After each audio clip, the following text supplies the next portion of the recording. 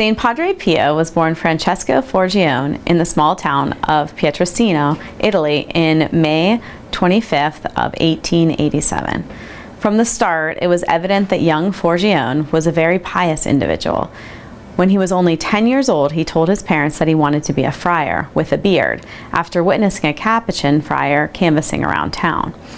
After Francesco told his parents that he wanted to become a Capuchin, they knew that they would have to provide for his education, which was the equivalent of high school in America. So his father took a job as a farm laborer with a family named Myers in Mahoningtown, just outside of Newcastle, right by us. He lived with cousins in a frame house on Mahoning Avenue.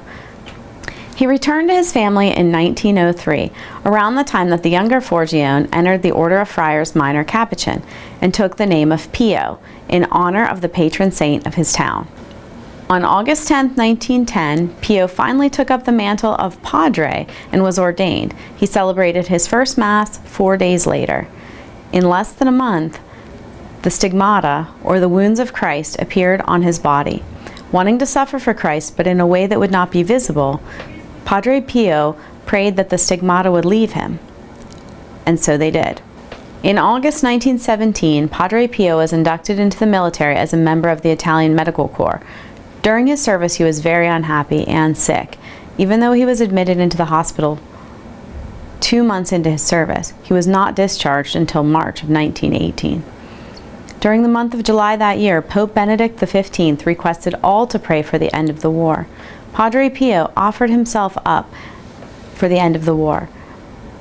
In early August, his prayers were answered in the form of a vision of Christ piercing Padre Pio's side. After his vision, it was discovered that the wound in his side remained. A few weeks later, Christ appeared to Padre Pio, and the stigmata returned. It stayed there until his death in September of 1968. Unlike most saints, Padre Pio performed miracles while on this earth.